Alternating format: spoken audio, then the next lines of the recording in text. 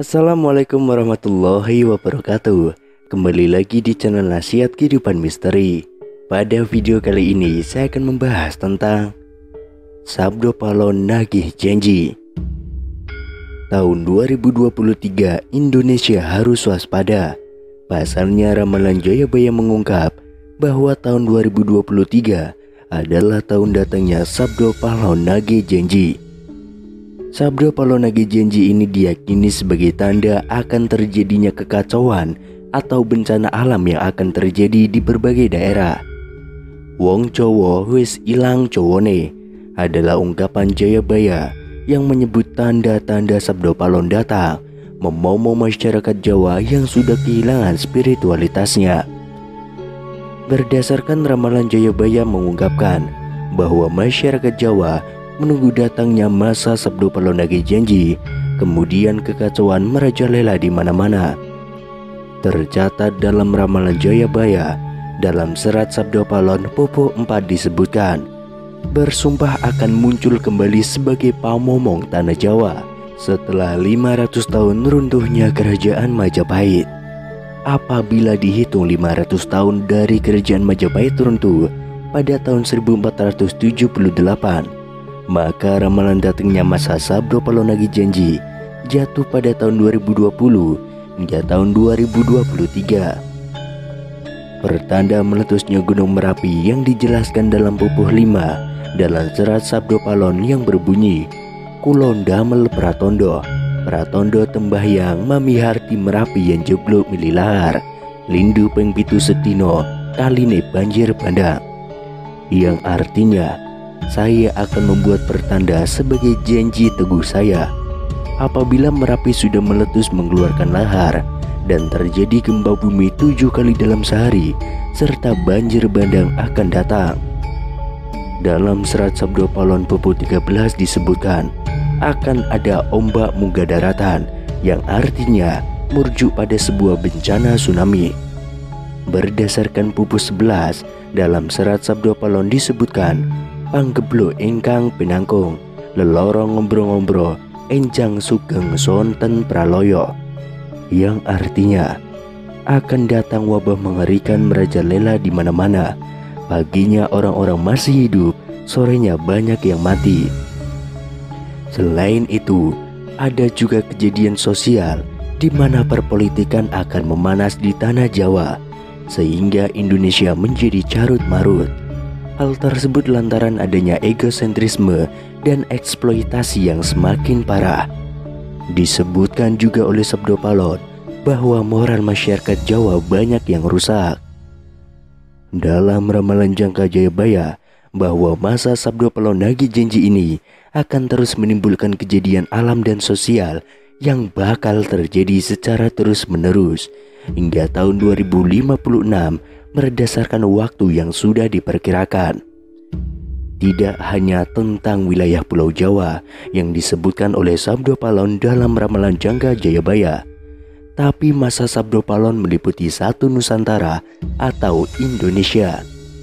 Itu artinya dari Sabang sampai Merauke diramalkan sama-sama akan mengalami kejadian bencana alam dan sosial yang sama. Datangnya rentetan peristiwa tersebut akan terjadi secara beruntun atau silih berganti dan tidak menentu. Perlu diketahui, Sabdo Palon merupakan tokoh legendaris, pandito, penasihat kerajaan Majapahit, penguasa terakhir yang beragama Buddha dari kerajaan Majapahit. Beberapa ramalan Jayabaya terbukti pada beberapa dekade terakhir. Namun sebagai masyarakat, kita tetap berdoa dan berikhtiar agar Indonesia selalu aman dan damai tanpa ada bencana di tahun 2023. Sabdo Palon Nagih Janji ini berawal saat Pulau Jawa terkenal angker pada zaman dahulu, hingga Syekh Subakir yang diutus menyebarkan agama Islam harus menghadapi tantangan hingga membuat perjanjian Sabdo Palon dengan roh halus penguasa wilayah, yakni Ki Semar Badranaya. Perjanjian Sabdo Palon itu dibuat sebagai kesepakatan antara Syekh Subakir yang datang menyebarkan agama Islam ke Pulau Jawa yang terkenal angker dengan roh halus penguasa wilayah yakni Ki Semar Badranaya. Perjanjian Sabdo Palon itu dibuat sebagai kesepakatan antara Syekh Subakir yang datang menyebarkan agama Islam ke Pulau Jawa yang terkenal angker dengan roh halus penguasa wilayah Ki Semar Badranaya. Diceritakan pada masa dahulu, Pulau Jawa terkenal angker yang dikuasai roh halus Ki Semar Badranaya. Kedatangan Syekh Subakir yang diutus Sultan Turki, Sultan Muhammad I untuk syiar agama Islam. Setelah keduanya terlibat pertempuran dan sama-sama kuat, Syekh Subakir dan Ki Semar Badranaya akhirnya membuat kesepakatan melalui sebuah perjanjian yang disebut Sabdo Palon. Namun kedatangan Syekh Subakir dalam melakukan syiar Islam di Pulau Jawa saat itu harus mendapat rintangan hingga harus membuat perjanjian dengan Ki Semar Badranaya sebagai roh halus sebagai danyang atau penguasa wilayah Tanah Jawa. Syekh Subakir dikenal sebagai orang yang berhasil menumbali Pulau Jawa yang terkenal angker dan wingit pada dahulu kala. Saat itu, Sultan Turki Sultan Muhammad I mendapatkan petunjuk untuk melakukan penyebaran Islam di Pulau Jawa, sebuah tempat di Tanah Jawa yang dalam pengaruh magis begitu kuat. Mulai dari jin hingga setan menghuni setiap sudut Tanah Jawa yang saat itu masih berbentuk hutan belantara. Diutuslah rombongan para alim ulama untuk mendatangi Pulau Jawa guna melakukan syiar Islam. Namun alangkah terkejutnya Sultan Muhammad I karena hampir seluruh rombongan tersebut tewas akibat perbuatan para lelembut penduduk Tanah Jawa yang tidak mau menerima ajaran Islam. Namun petunjuk harus dijalankan sehingga utusan berikutnya dikirim ke Pulau Jawa yang angker itu. Sosok utusan itu terkenal alim, ahli ruqyah, memiliki kemampuan untuk berinteraksi dengan dunia gaib.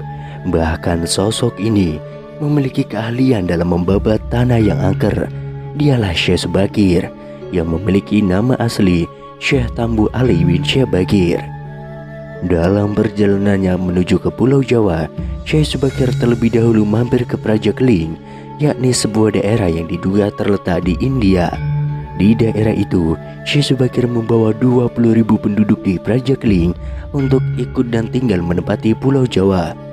Sesampainya di Pulau Jawa, Syekh Subakir langsung menuju ke Gunung Tidar yang diyakini sebagai titik pusat dari Tanah Jawa. Di puncak gunung ini, Syekh Subakir memasang tumbal berupa batu hitam yang sudah diraja. Batu tersebut dikenal dengan nama Aji Kalacakra untuk menetralisir daya magis negatif dari bangsa jin. Selama 3 hari 3 malam, batu tersebut mengeluarkan hawa yang sangat panas hingga membuat para lembut terpaksa menyingkir ke Laut Selatan Jawa.